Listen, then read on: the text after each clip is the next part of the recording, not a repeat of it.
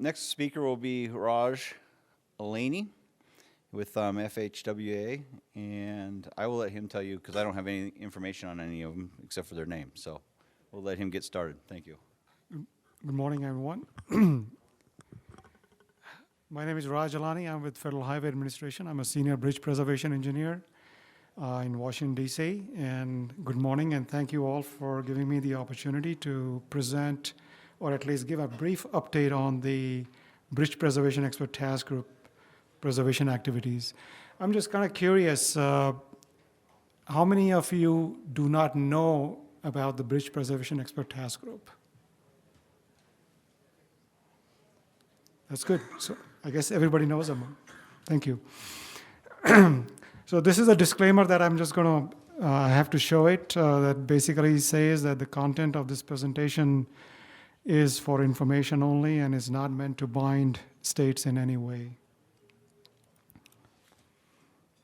So today I'll talk about the Expert Task Group, our 5-year strategic plan, some of the activities that we have accomplished and currently we are working on. The ETG has 21 members. I represent Federal Highways and I chair the group. We have representation from AASHTO Committee on Bridges and Structures, 2 Technical Committee on Bridge Preservation, T9, and Technical Committee on Bridge Management, Evaluation and Rehab, that's T18. The chair of T9 Technical Committee serves as the vice chair to the ETG. And we have representatives of Bridge Technical Working Group from AASHTO Committee on Maintenance. We have preservation engineer from TSP2, Nancy. We have 4 state highway agency representatives of TSP2's regional bridge preservation partnerships. And for Western, Becky from UDOT, she's your representative. We have members from chairs of the 3 TRB standing committee, the bridge preservation, that is AKT 60, structure maintenance, that is AKT 40, and bridge management, that is AKT 50. And finally, we have members from academia, industry, and consultants. So it's a fairly large group that brings a good national perspective on what's going on in the bridge preservation area around the country. We do have a multi-year strategic plan. The plan has 4 objectives. The first one is to share cost-effective bridge preservation strategies and promote bridge preservation as a component of asset and performance management, developing education materials for bridge preservation, and finally fostering a collaborative environment that encourages innovation and adoption of new technologies for bridge preservation. So each of these 4 objectives, we have action items, and we have accomplished few, and some are pursuing currently, and that I'll talk about. And this plan is posted on Federal Highways Bridge Preservation website. The Expert Task Group has released 11 pocket guides. 7 of them are shown on this slide. And these guides basically focus on improving construction quality and address common errors during construction that may cause premature failures. They are posted on AASHTO TSP2 website and can be downloaded either as a PDF or on smartphones. We recently added QR codes also so that phone apps can be downloaded. And also the AASHTO TC3 has developed the online courses based on these pocket guides. These trainings are free to all the member states and through the Federal Highways LTAP and TTAP program. The local and tribal agencies also can access them for free of cost.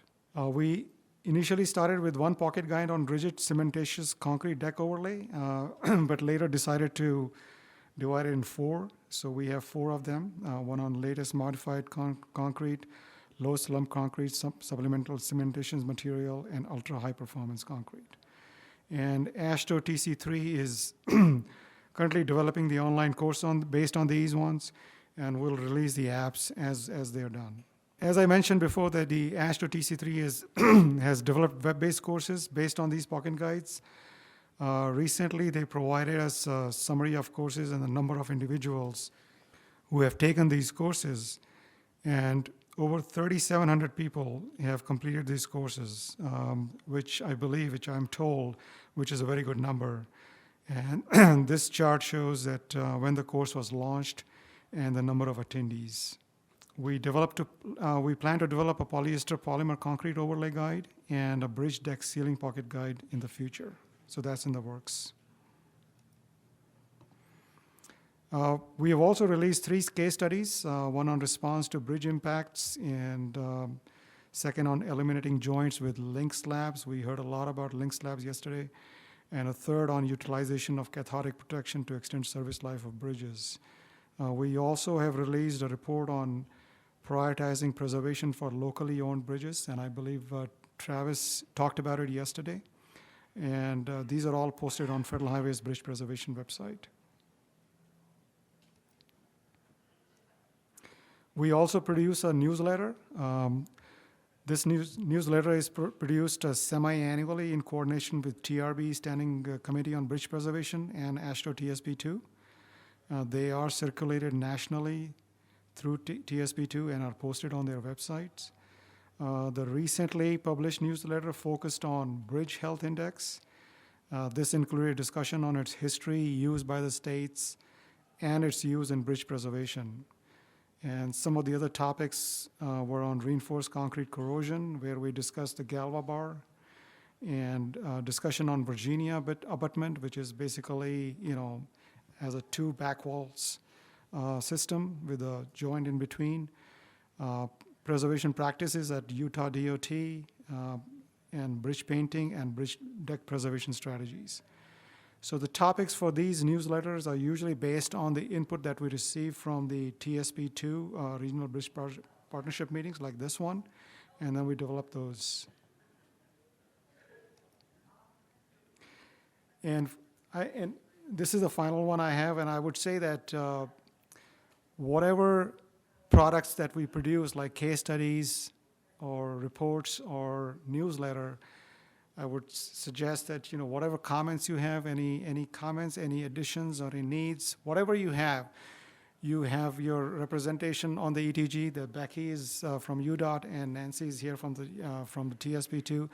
Please let them know, and then, we meet monthly via telephone and via web conference, and we have a month and a face-to-face meeting usually once every year, and we'll be planning to meet in May, first week of May in San Diego, California. That's all I have. Thank you.